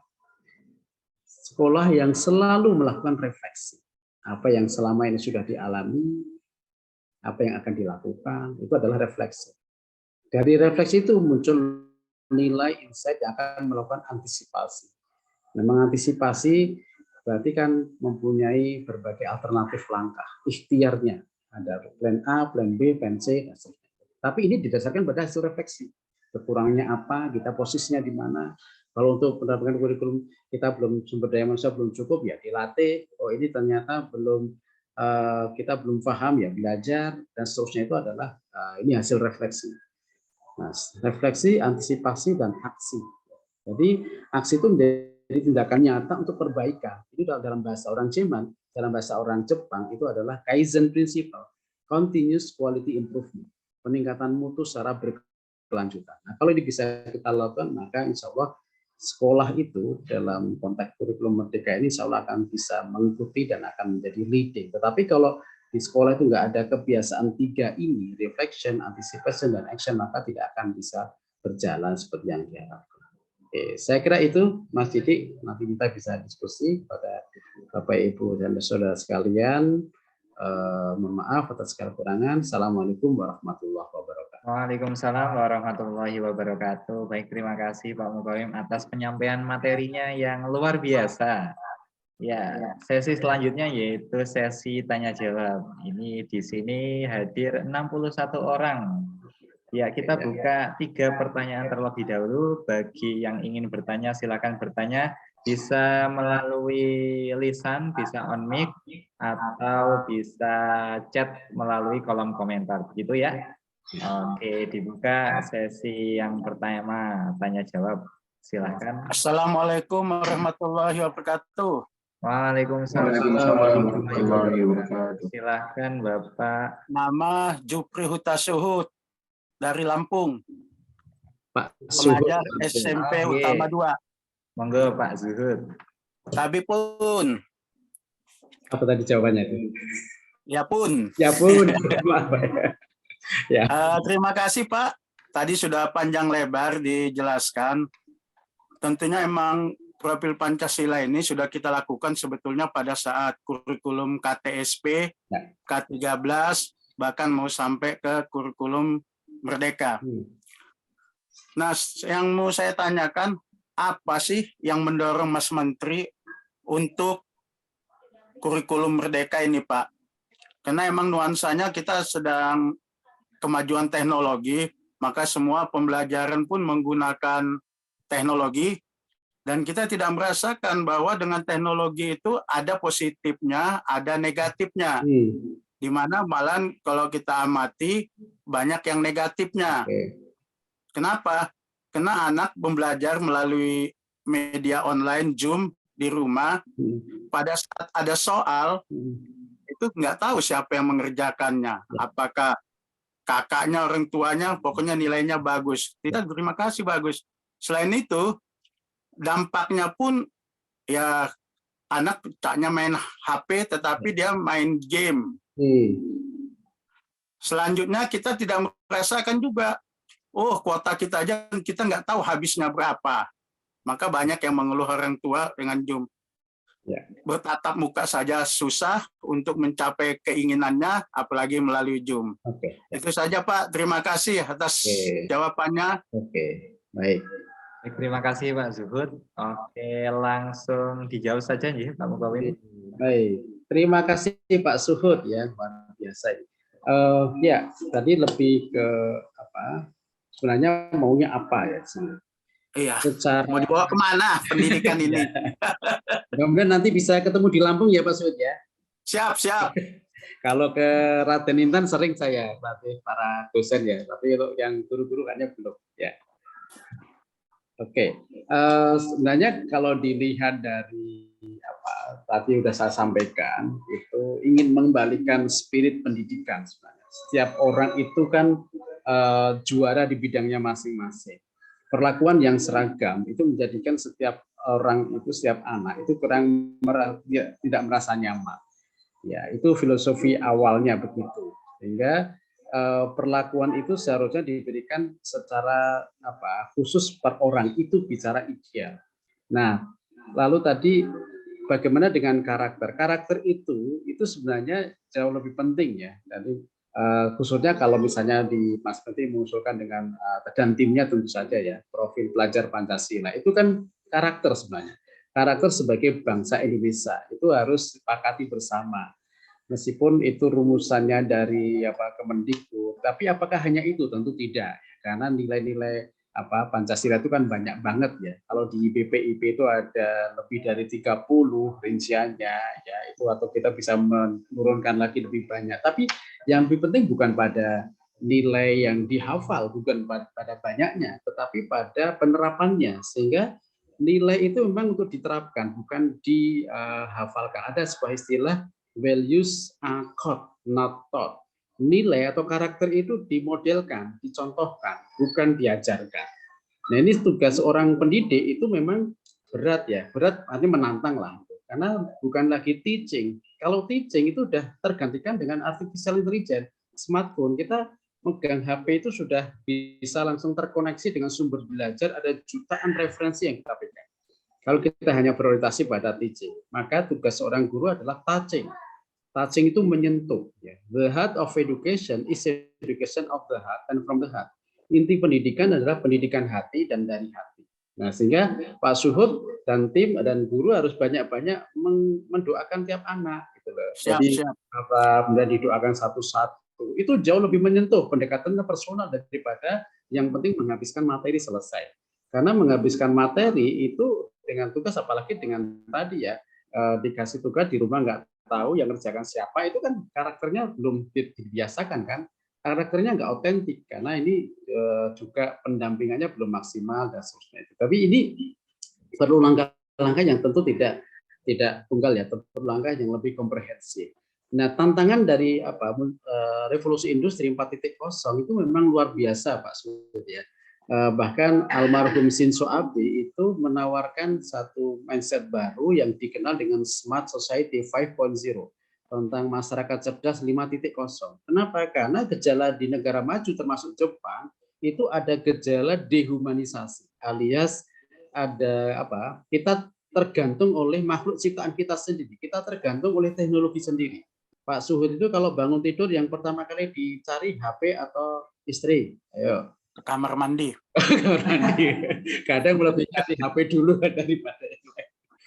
Jadi kadang ada gejala FOMO ya. FOMO itu fear of missing out. Terus ada gejala NPD, narcissistic personality disorder. Jadi kadang kalau tidak selfie, tidak update status setiap hari itu kayak ada yang kurang. Nah, itu udah gejala yang tergantung dengan teknologi sehingga tidak mendatangkan kebahagiaan dan seterusnya itu. Nah, belum lagi penggunaannya untuk game, penggunaannya sudah ditambah lagi ya dampak kuotanya, kemudian ini luar biasa. Sehingga bicara itu akhirnya menjadi apa? Karakter itu penting. Nah, dalam konteks IT tadi apa yang perlu dilakukan? Pentingnya digital literacy. Jadi digital itu kita nggak bisa lepas dari dunia digital saat ini yang memang menjadi sebuah fenomena yang harus kita terima. Tetapi penggunakannya itu seperti apa? Jadi bukan sekedar tahu, tapi menggunakannya. Apakah kita bisa mengontrol diri? Itu tujuannya untuk apa? Nah, di sini akan tergantung pada man behind the gun, tergantung pada siapa yang menggunakan. Nah, setiap orang sekarang ini kan menjadi wartawan. Dulu untuk menjadi seorang wartawan itu harus ada pelatihan, terutama etika jurnalistik. Sekarang setiap orang itu wartawan, bisa share sesuai dengan keinginannya tanpa kecelakaan bisa share langsung. Nah, itu kan karena tidak punya pelatihan tentang etika, bagaimana share itu. Nah, anak-anak juga seperti itu. Nah, ini tugas siapa? Tentu tugas bersama ya, tidak hanya dari sekolah, tapi juga orang tua. Nah, di sini pentingnya dialog, pentingnya sinergi antara sekolah kemudian orang tua. Karena apa? Tadi untuk ngecek yang disampaikan Pak Suhud ini, ketika orang tua misalnya berbagi bagaimana keseharian anak ketika di masa pandemi, itu penting informasi itu bagi guru. Sesekali guru juga penting untuk melakukan home visit, ya, melakukan kunjungan ke rumahnya. Kemarin sudah saya sampaikan ini, lalu yang di rumah sudah menindaklanjuti atau belum. Jadi ini memang nggak bisa dilepaskan ya. Memang pokoknya saya kasih tugas, yang penting saya tugasnya sudah selesai, itu nggak bisa begitu. Harus proses pemantauan karena bicara karakter itu habituasinya panjang. Sering saya mengatakan mengubah watak itu tidak secepat mengubah watuk ya. Jadi batuk itu hitungan hari bisa sembuh, tapi kalau watak itu udah hasil akumulasi panjang dari adanya action, repetition, jadi habit, akhirnya menjadi karakter, akhirnya menjadi nasib. Nah, ini menjadi persoalan. Nah, bagaimana kerjasama intensif antara keluarga, antara rumah dengan sekolah dan tentu masyarakat, termasuk ya pemilik media ya. Jangan sampai pemilik media itu berorientasi pada keuntungan ya. Karena apa? Konten-kontennya kadang nggak terpikirkan. Nah, sekarang banyak YouTuber, banyak influencer yang kadang tidak berpikir dampak bagi anak itu. Jadi ini akhirnya tiap hari mengkonsumsi hal-hal yang kadang belum tepat dan belum siap, tapi karena hanya untuk kepentingan ekonomi, kepentingan pendapatan, yang penting dapat like banyak, viewer banyak, tapi dampaknya nggak difikirkan. Ini yang di-share apa? Lah ini harus pemilik media juga harus punya kesadaran untuk memperbaiki generasi ke depan dengan karakter yang positif, konten-kontennya harus positif. Begitu ya Pak Suhud ya. Siap ya. Terima kasih Pak informasinya Pak. Ya. Baik, lanjut ke penanya yang kedua. Nah, di sini ada dua orang yang raise hand, yang angkat tangan. Yang pertama ada Ibu Sri Hartati MPDI. Oke, ya. Silakan. Pada Ibu Sri Hartati, silahkan Ibu jika ingin bertanya.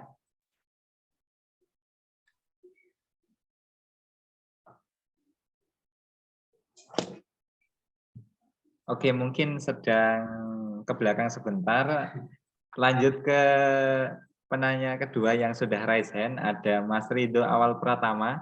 Oke, silakan. Silakan Mas Rido. Iya Mas, terima kasih atas waktunya. Izin bertanya Pak.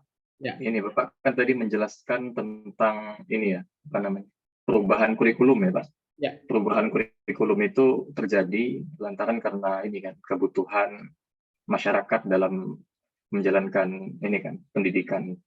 Jadi pertanyaan saya itu kenapa ya Pak di Indonesia itu kebanyakan terjadi perubahan kebijakan termasuk kurikulum juga, akan tetapi ketika di lapangan kurikulum yang sudah ditetapkan untuk diterapkan itu kadang belum selesai, belum tuntas, belum secara maksimal selesai dilaksanakan, akan tetapi udah berubah lagi gitu loh. Kemudian juga dari kurikulum awal malahan, bahkan sampai kurikulum Merdeka sekarang ini, ya masih banyak kurikulum yang bahkan belum secara maksimal diterapkan, akan tetapi udah rubah lagi. Kemudian juga kan nanti ketika ada pergantian menteri, kemudian gitu kan, nanti berubah lagi. Kemudian jadi kita itu fokusnya mau kemana sih sebenarnya gitu untuk pendidikannya. Mungkin jawab pertanyaan saya hanya sebatas itu sih Pak. Terima kasih. Oke, baik Mas Rido. Nggih, langsung dijawab nggih Pak, monggo. Oke, baik. Terima kasih Mas Rido ya. Ya, tadi di awal saya sampaikan dari kegelisahan mengapa kurikulum itu kok berubah, terus berganti. Dalam realitas kita ganti menteri, ganti kurikulum, kemudian juga tambah lagi dengan apa namanya di dalam masyarakat atau di satuan pendidikan itu kadang belum memahami, belum selesai, ini sudah berubah lagi dan seterusnya itu. Nah, dihadapkan pada tadi yang saya sampaikan itu problemnya untuk bisa mengatasi seperti ini itu kita tidak fokus pada wilayah hilir, tapi pada wilayah hulu. Hilir itu adalah perubahan teknisnya, struktur tadi berubah, itu hilir. Kalau kita mengacu ke situ, maka akan muncul bingung. Nah, problemnya memang mayoritas kita itu fokusnya ke hilir, mayoritas. Bahkan 90% fokusnya ke situ. Dan hanya sedikit yang fokusnya itu ke hulu. Apa bedanya? Ya, tadi sudah saya sampaikan di awal ya. Bicara tentang hulu, itu maka kita bicara tentang hakikat kurikulum. Tidak perlu kita menunggu menteri berubah, kita itu harus sudah berubah kurikulumnya. Idealnya gitu ya. Itu kalau bicara hulu ya. Karena filosofi dalam kurikulum begitu. Jadi kalau ya, tapi memang ini hanya sedikit ya. Dan kalau kebijakan itu jangan sampai memberikan hal yang sifatnya sangat teknis, yang sangat membelenggu malah membatasi. Nanti minuman yang paling disukai menjadi kopi ya, kopi paste ya.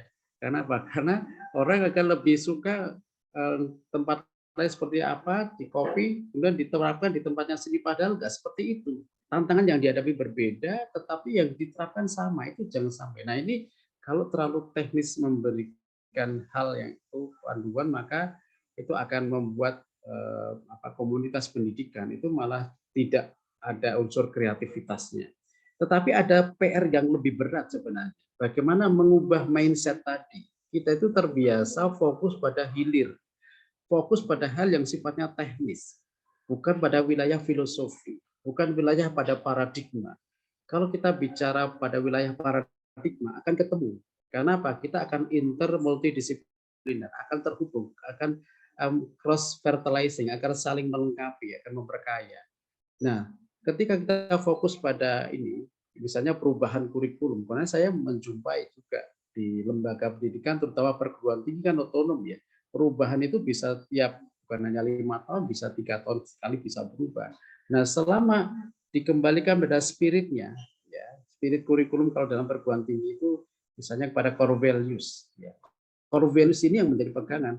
Soal teknis perubahan nama mata kuliah itu bisa berubah, tapi core values-nya bisa sama, nilai inti yang diperjuangkan. Nah, di dalam sekolah seharusnya juga begitu. nilai inti atau karakter yang dibiasakan itu seperti apa. Tentang teknis pencapaian itu bisa berbeda antara satu tempat dengan tempat yang lain.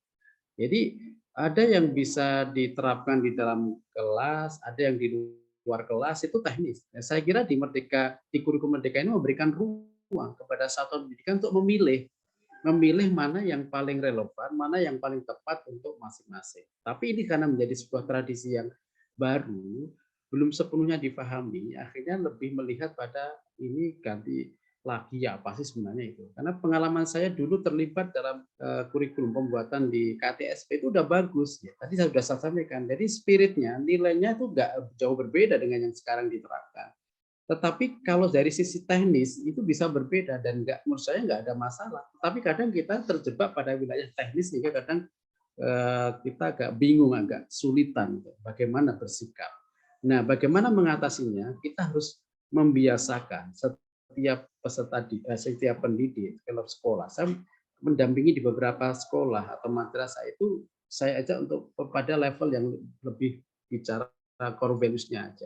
Karena biar nanti tidak disibukkan dengan hal yang teknis atau tidak bingung dengan ada perubahan. Padahal perubahan itu ini belum lagi ditambah dengan tanda kutip ya proyek titipan, Mas. Misalnya KPK nanti muncul sekolah anti korupsi. Untuk yang KPAI muncul ada gender. Nanti kalau di Departemen Kesehatan ada sekolah sehat. Nanti atau di kepolisian ada sekolah aman. Banyak sekali, ada puluhan kemarin saya mendampingi di sebuah madrasah itu. Mereka bingung. Padahal di setiap program itu ketemunya di nilai. Kalau ketemunya di wilayah hulu nggak akan bingung. Karena apa? Semuanya itu nilai. Misalnya apa? Mulai dari misalnya Diwiata, kemudian tentang sekolah gizi atau apa. Itu kan pada kepedulian. Tadi kalau Bu Zia menyebutnya di awal itu adalah fulfilling-nya. Jadi ada 3 hal tadi, ada respecting, ada protecting, dan ada fulfilling. Ini yang harus dipegang. Nah, kalau ini nggak ketangkep, maka kita akan bingung dengan hal yang sifatnya teknis. Nah, bagaimana membiasakan setiap satuan pendidikan untuk mempunyai kesiapan dari sisi mental tadi, dari paradigmanya, sehingga tidak terjebak pada hal yang belajar teknis. Menurut saya, kalau itu nggak dilakukan, maka akan muncul kebingungan. Perubahan dari sisi dokumen aja sudah membingungkan. Nah, saya melihat ini kan ada kesan juga untuk membuat misalnya RPP itu hanya 2 halaman. Saya lihat, saya riset di India itu RPP itu ya hanya 2 halaman, ya. Karena guru biar lebih punya kebebasan untuk menentukan lebih variatif lagi, dan ketika di kelas itu menentukan ada situasi yang baru, dia harus kira plan A, plan B, plan C kayak gitu. Tapi kalau udah terlalu strict ya, langkahnya sudah sangat detail, tapi tidak ada pilihan lain karena kita terjebak pada teknis tadi, kadang malah bingung dan seterusnya. Nah, ini juga harus dibiasakan. Nah, kesiapan growth mindset itu sangat diperlukan. Saya kira problemnya di situ, Mas Ridho ya. Iya Pak, terima kasih Pak atas jawabannya. Sama-sama, Mas. Oke, sepertinya sudah cukup ya. Oke, lanjut ke penanya selanjutnya. Silakan yang ingin bertanya. Tapi sebelumnya saya akan, ini ada di kolom chat. Oke. Dari Mas Tony Amrizal, izin bertanya Pak. Pernyataan yang menarik ketika profil manusia lebih utama sebelum kurikulum.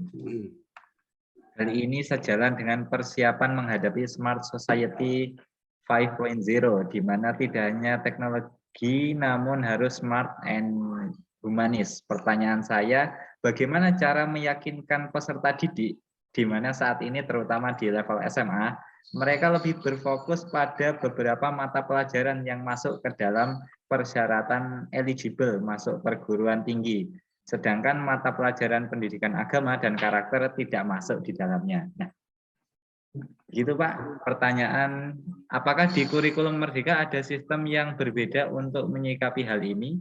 Mohon pencerahan. Monggo Pak Mukawim untuk pertanyaannya. Baik, terima kasih Mas Tony ya, luar biasa, bagus sekali. Ya, saya lebih melihat ini pada apa yang harus kita lakukan untuk mempersiapkan setiap peserta didik siap dalam menghadapi situasi yang bermacam-macam, termasuk menghadapi masuk ke perguruan tinggi. Ya. sebenarnya yang perlu disiapkan sejak awal itu adalah soft skill. Soft skill itu dalam konteks pendidikan itu menentukan 80% keberhasilan seseorang dan hanya 20% yang masuk hard skill. Hard skill itu wilayah intelektual. Nah, soft skill itu apa? Misalnya ada anak yang awalnya tidak menguasai pelajaran matematika, tapi karena dia diberikan misalnya penguatan soft skill, mau belajar, willingness to learn itu soft skill. Meskipun dia tidak mungkin jam terbatas di sekolah, tapi dia punya kemauan untuk belajar dari dalam, maka dia akan tumbuh, akan proaktif, akan bisa aktif untuk bertanya dan belajar sendiri. Tetapi problemnya adalah bagaimana menumbuhkan soft skill itu. Nah, di sini soft skill itu memang bukan untuk diajarkan, soft skill itu dibiasakan. Disinilah peran dari orang sekitar untuk motivate, untuk encourage, untuk mendorong mereka. Guru harus menjadi model, guru harus menampilkan diri punya soft skill yang baik, yang positif. Bukan hanya mengajarkan materi. Kalau materi saja, tugas guru sudah tergantikan oleh teknologi. Nah, ini yang tadi saya sampaikan di Pak Yunus tadi ya, itu bahwa kalau kita hanya fokus pada teaching, tidak touching, maka teaching itu sudah tergantikan oleh teknologi. Ya, guru mungkin hanya menguasai 1-2 buku, tapi siswa sekarang bisa mengakses jutaan sumber belajar melalui media atau artificial intelligence. Nah, kemauan untuk berubah, kemauan proaktif. Lalu bagaimana caranya? Dia harus didorong, setiap peserta dia harus punya mimpi. Mimpinya itu bukan mimpi teknis saya punya apa, tapi saya ingin menjadi apa. Saya ingin nilai-nilai ya, core values-nya harus ditekankan. Nah, ketika seorang itu punya mimpi, punya visi ke depan, maka langkahnya akan berubah. Ya, dalam bahasa Seven Habit-nya Stephen Covey itu dimulai dari habit proaktif, maka habit goal setting, lalu habit prioritas. Jadi kalau orang sudah proaktif untuk berubah, maka dia segera membuat mimpi-mimpinya apa. Ketika seorang anak, mungkin saya jadi ingat John Goddard ya, usia SMP sudah mempunyai mimpi-mimpi besar. Di usia 50 tahun hampir semua mimpinya itu tercapai, dan itu luar biasa, hampir keliling ke seluruh dunia dengan mimpi yang dia buat. Nah, mimpi itu menggerakkan perubahan karena dia akan membuat prioritas. Nah, kemauan dan kemampuan guru untuk menggerakkan setiap anak untuk termotivasi berubah, untuk mempunyai masa depan yang menciptakan sejarahnya sendiri, menciptakan garis hidupnya sendiri itu penting. Nah, kadang kita dihadapkan pada situasi di mana guru lebih tadi ya, kata bahasa Rena Kasir itu lebih berorientasi hal sifatnya teknis administratif, sehingga akhirnya kehadiran di kelas itu hanya kehadiran secara fisik, tapi spiritnya itu kurang. Jadi lebih kepada secara mekanik, bukan secara organik. Nah, ini kalau ini tidak ditumbuhkan, maka menghadapi masa depan yang berubah ya tidak akan bisa dilakukan. Nah, dengan adanya smart society sebenarnya mengembalikan bahwa pengguna teknologi itu jauh lebih penting. Bahwa ketika ini kan teknologi itu seperti alat yang netral ya. Pisau itu di tangan seorang pencuri bisa menjadi merugikan orang lain, tapi pisau itu di tangan seorang chef itu bisa menjadi menu makanan yang sangat mahal. Jadi tergantung pada siapa yang menggunakan, man behind the gun. Nah, kurikulum juga begitu. Kurikulum yang sudah ada, tapi kalau tidak bisa digunakan, penggunanya tidak paham, ya sama saja. Nah, di sinilah saya melihat kurikulum Merdeka ini, menurut saya sudah bagus dari sisi filosofinya, tetapi akan sangat tergantung pada penggunanya, siapa yang memahami. Kalau tidak dipahami, maka ya tidak akan banyak membuat perubahan. Nah, di sini dengan adanya karakter, bagaimana karakter dan agama. Karakter itu menjadi spirit dari seluruh aktivitas. Jadi project based learning itu hakikatnya apa toh? Ingin membiasakan karakter, sehingga karakter itu tidak dihafal. Karakter itu ya harus dilaksanakan. Saya kadang mengatakan ya, bedanya value education dengan value based education apa? Atau karakter education dan karakter based education apa? Kalau karakter education lebih berfokus pada wacana pendidikan tentang karakter atau pendidikan tentang nilai. Tapi kalau karakter based education atau value based education, maka pendidikan berbasis nilai. Yang penting adalah karakter itu dilaksanakan. Lalu siapa yang akan melaksanakan? tidak hanya guru agama atau PKN. Karakter itu milik seluruh guru, ya, karena di antara kompetensi guru adalah kepribadian dan sosial. Kepribadian dan sosial itu adalah soft skill. 80% guru pendidik ditentukan keberhasilan oleh dua hal ini. Sementara untuk yang pedagogik dan profesional itu hanya mempengaruhi 20%.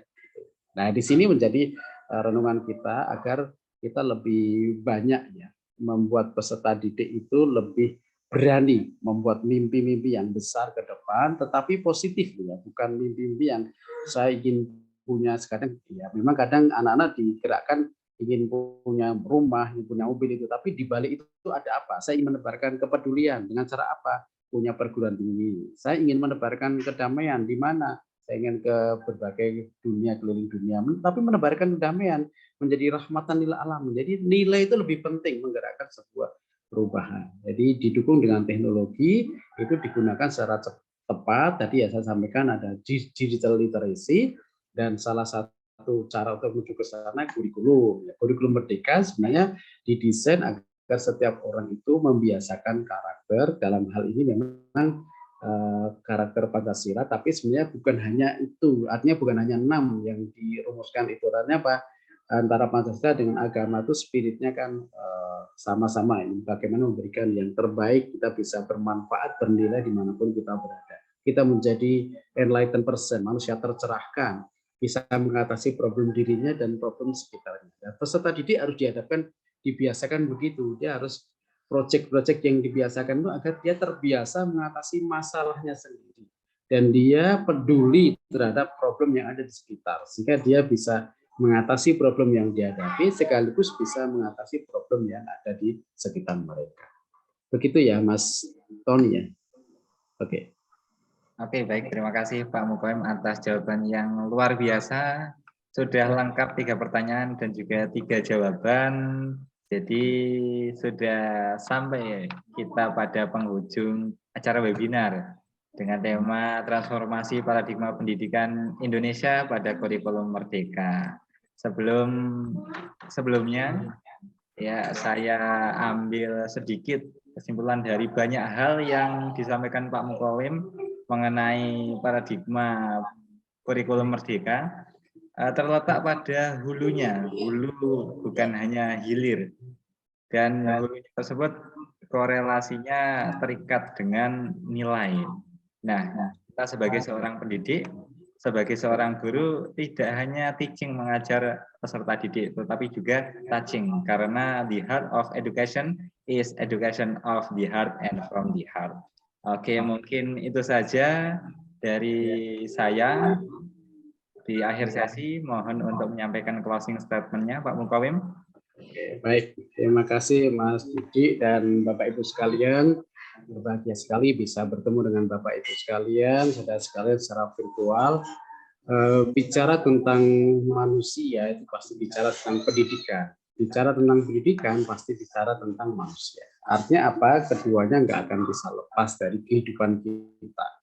Nah, bagaimana kita bisa membalikan pada ruh pendidikan, bahwa pendidikan itu apapun prosesnya, itu adalah utama makarimal akhlak, ya, untuk menyempurnakan akhlak yang mulia.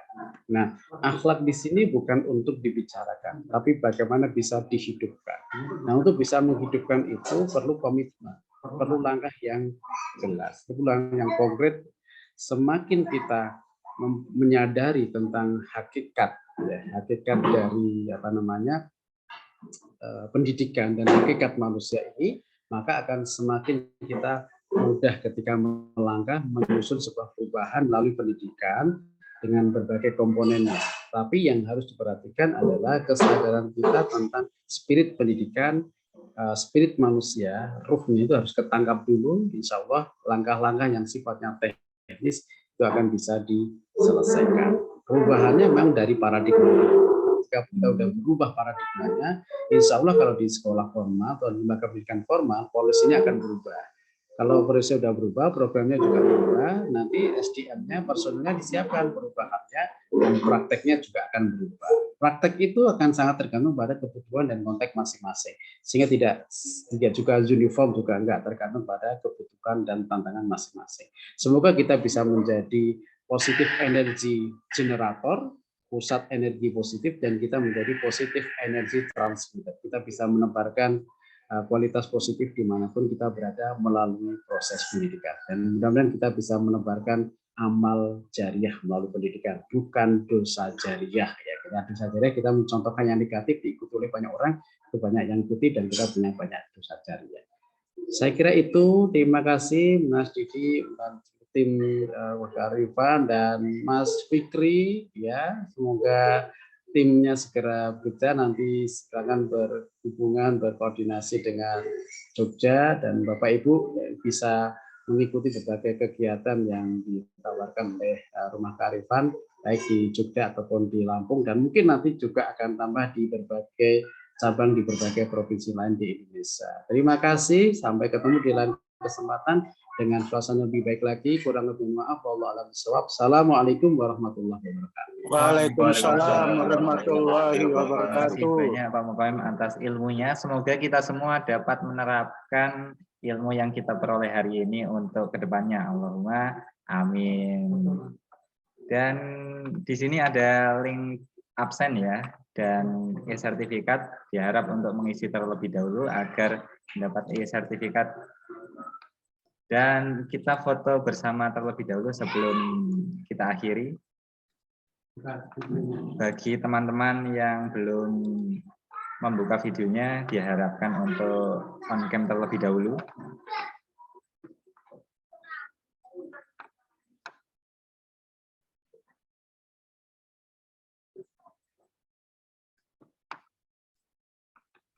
Oke, ada 3 slide ya, nanti kita 3 kali tik. Oke, ditunggu 3 detik lagi. Ya, sudah banyak yang on cam. Kita take video, take foto. Untuk slide yang pertama. Oke, 1, 2, 3, cheers. Oke, untuk slide yang kedua. 1, 2, 3. Oke. Slide yang terakhir, slide ketiga, 1, 2, 3. Oke, sudah. Terima kasih banyak hadirin semuanya atas partisipasi dan kesediaannya mengikuti acara pada siang hari ini. Saya Didi Zakaria, mohon maaf bila mana ada kekurangan, kesalahan dalam bertutur kata. Sampai jumpa di kegiatan Rumah Kearifan selanjutnya, baik secara online atau offline di Lampung. Ya, sekian dari saya. Wabillahi taufiq wal hidayah. Wassalamualaikum warahmatullahi wabarakatuh. Waalaikumsalam warahmatullahi wabarakatuh. Saya kembalikan ke Master of Ceremony. Terima kasih. Ini Saya sampaikan kepada saudara Didik Zakaria yang telah memandu coba ini, matiin dulu itu. pada acara soft launching Rumah Kearifan House of Wisdom Cabang Lampung dan webinar dengan tema transformasi paradigma pendidikan Indonesia pada kurikulum merdeka. Dan saya sampaikan juga terima kasih kepada Bapak Dr. Muqawim MAG yang sudah berbagi ilmu dan pengalamannya kepada kita semua.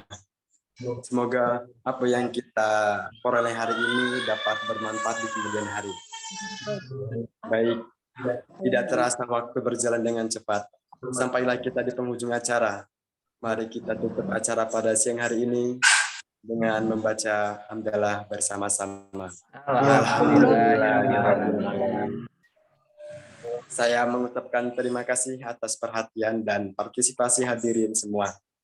Saya selaku Master of Ceremony memohon maaf apabila ada perkataan yang kurang berkenan di hati. Wabillahi taufiq wal hidayah. Wassalamualaikum warahmatullahi wabarakatuh. Waalaikumsalam warahmatullahi wabarakatuh. Terima kasih Mas. Terima kasih semuanya. Terima kasih semuanya. Terima kasih juga, Pak. Ya, Bu. Sampai jumpa di Lampung. Kamu Ya, Hadi. salam buat teman-teman Lampung. Lampung. Semoga sukses. Amin. Terima kasih, Bu. Terima kasih atas ilmunya hari ini untuk semuanya. Baik, sama-sama. Izin Nanti ya, kesempatan lain bisa Bapak ketemu Ibu. lagi.